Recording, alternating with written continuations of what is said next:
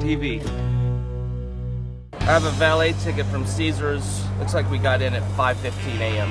When we walked into the lobby, Todd just looked at it and said, wow, wouldn't it be great if we could shoot here? This is perfect for us. And so we approached Caesars, and they totally got it. They understood 100% that this is the go-to destination that these guys want to go to have a great night in Vegas.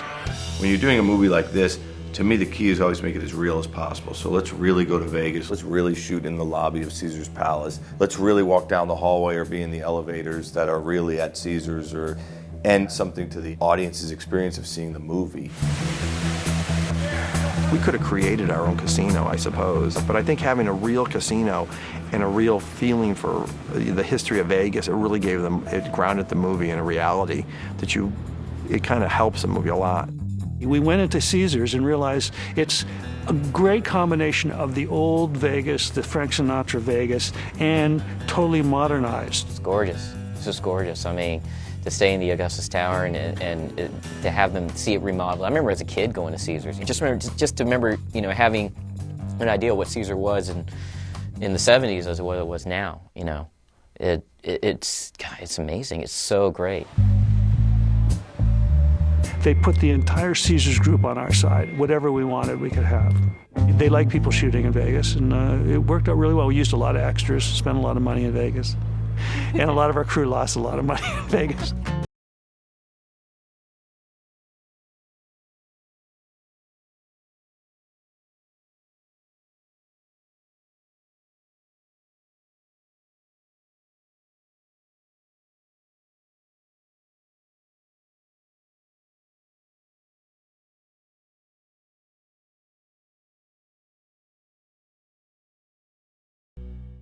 And then we played craps at the Hard Rock, and I think Doug was there. Why'd they terrorize me? You should ask me that question. They get what is coming to them. I didn't really know him. Said he was your lucky charm, and you want to take him home with you. And I hated him because he wouldn't shake my hand. I told him this, and of course he laughed. His diabolical laugh. Yeah, you just kind of shut your eyes and you go. And that's how you do it. That's how I do it. They're the one who do bad things to me. They do bad things to me. It's really good to be able to lie to yourself and tell yourself that you can do things. And don't question it, just lie to yourself. Now I can go back to work.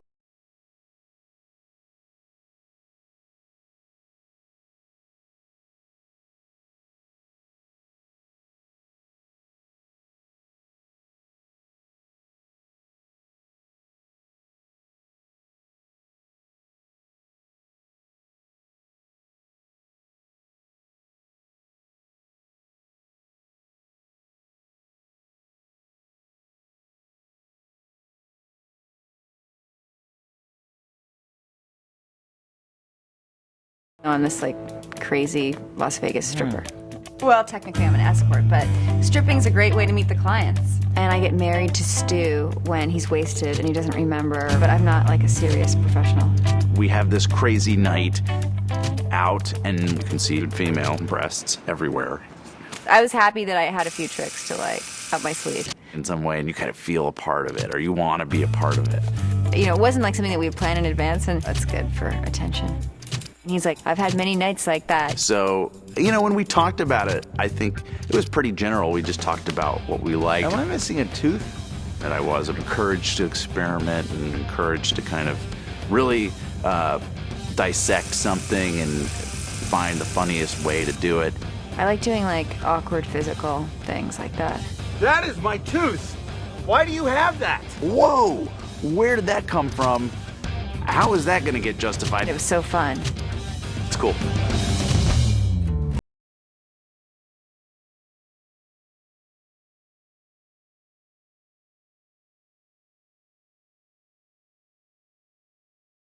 Lady! Congratulations, Stu, you got married. This can't be happening. Jade is, how can I say, so hot. I think I'm just really, truly in love with him. It's not like, oh, they fall in love. He's so handsome and fun, and he's very, like, blunt. She's a bitch. This is a huge mistake. It's cool. He's just honest, but he's very supportive, and he really, he plays the banjo. She's really just like a good person and a sweet person and a mom. And he's really smart, but if you play poker with him, he can be really angry. Like, he yells at people and screams. It's almost like Stu's id came out on their party night. He's great. He's really fun, funny. We bonded. She was awesome. Anyway, I'm not crazy, but I think I really believe that our love is real. And I hate the other guys. Maybe we should go on a date, actually, even though they're married, and that gets rapidly annulled.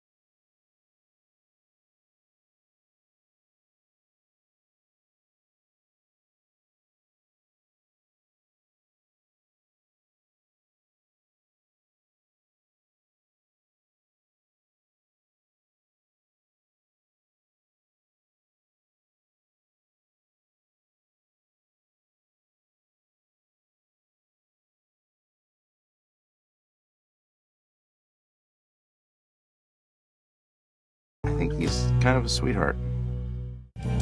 Mike Tyson's house, we were trying to find something that was like one of those over-the-top houses, you know, where you just kind of buy it, it's there, it's built. And Mike Tyson's, we tried to do like a room that would be like his trophy room, or maybe he's gone to retire.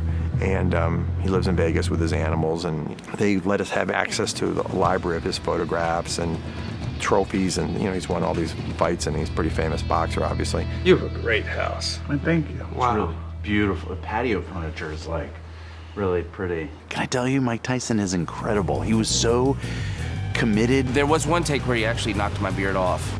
Because it's not a fake beard.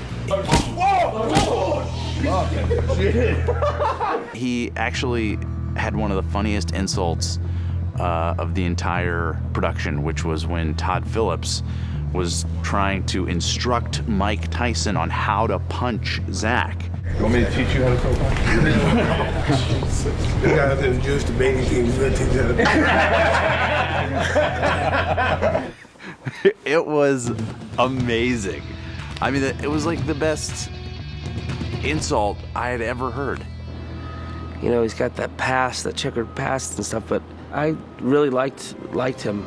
I really thought he was really sweet. He was talking about Pottery Barn for hours. You know, not the most musical guy, but I don't think it really matters. Mike, I'm kidding. I thought you have a great voice. Great.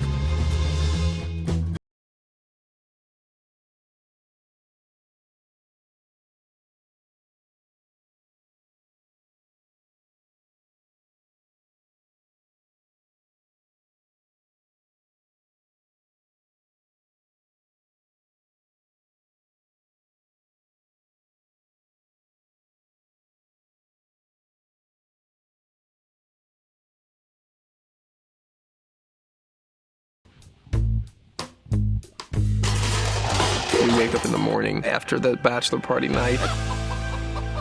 Turns out we did a bunch of crazy shit the night before that we forgot about. Cut to the next morning. You don't even see the bachelor party. All you see is the wasteland that our hotel suite has become. This is the after party villa set. Basically, a group of guys will sit around and talk about what an after party would look like, and we throw a bunch of suggestions into a bucket, and and we spill the bucket out, and this is what it ends up looking like. Pyramids of beer bottles, bowling balls in walls, chairs hanging in midair, dancing girl outfits. A lot of it's based on past experience amongst the different people. So you'll see different elements of how people partied in their lifetime, and this is what it all comes out. It's a collage of incredible parties. God damn. Look at this place.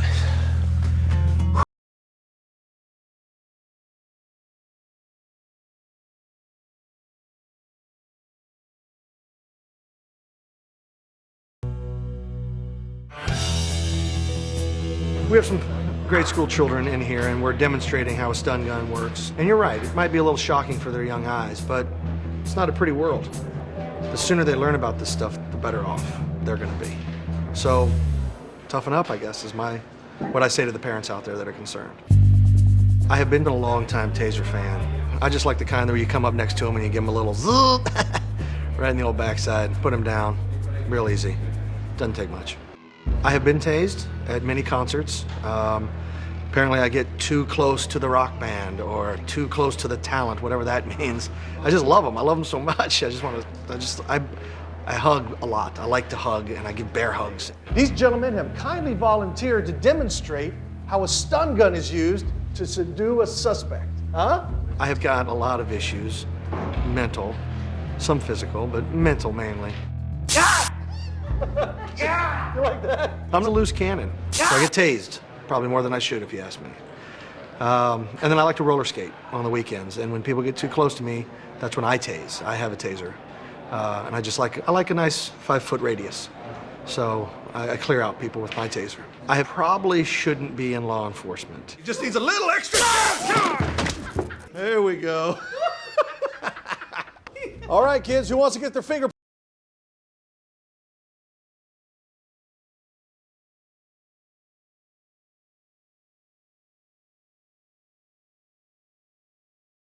Leslie Chow. You asked me why you counter-terrorize them. Because they terrorized me. They paid price. They took my money and they made me naked. You'll be mad. Would you be mad? Yes, I have no sock. That is a choice I made today. Because it was dank, which is a synonym. Gay boy. I chose to have spit here. Don't you dare disrespect me. You should be lucky to have something else in me. I think I give you 85 cc's of reason why not to mess with Chow. Do I have to spell it out for you to splooge? I splooge the evil in your face. Are you a comedy writer? You will be fearful of my cum. Do I pronounce that right? Cum? Cum. Thank you for once. Oh, one night, Joshie, the one we have a marker to show you. That fat boy gave me a headache. In Hangover, fat boy gave me a headache. Now I get another fat boy give me another headache. When I get stressed, stress do not go to my stomach. Like ulcer, no. I'm more of a migraine guy. You get me more. Is it really funny if I say, we are a splooge?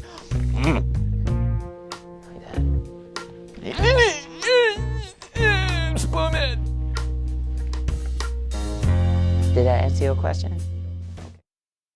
Okay. Yeah! See? Element of a surprise. And I hope you catch the spit, mister. Hope you catch the spit. Don't edit nothing. This is a real life situation.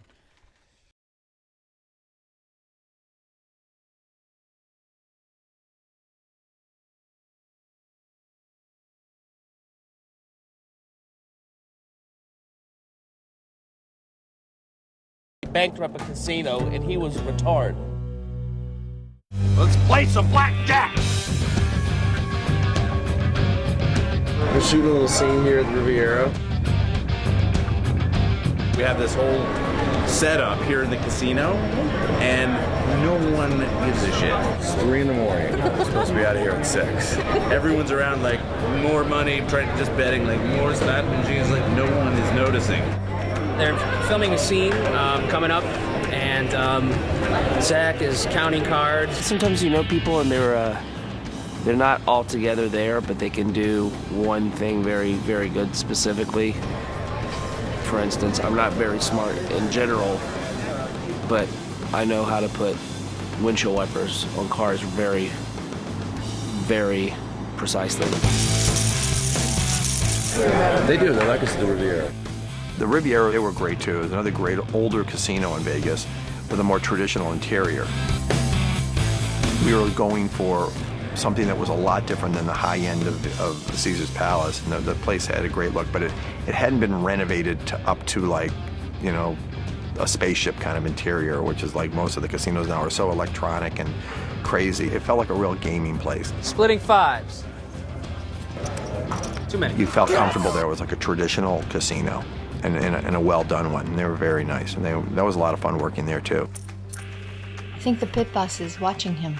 Todd is like, okay, you're gonna fall off your chair. And I got kind of scared because it wasn't like something that we had planned in advance. And so the stunt guy showed me and I was like scared. And then when I did it, it was so fun. Even though I'm not like jumping off a building, it's like I feel like I got to do a cool stunt.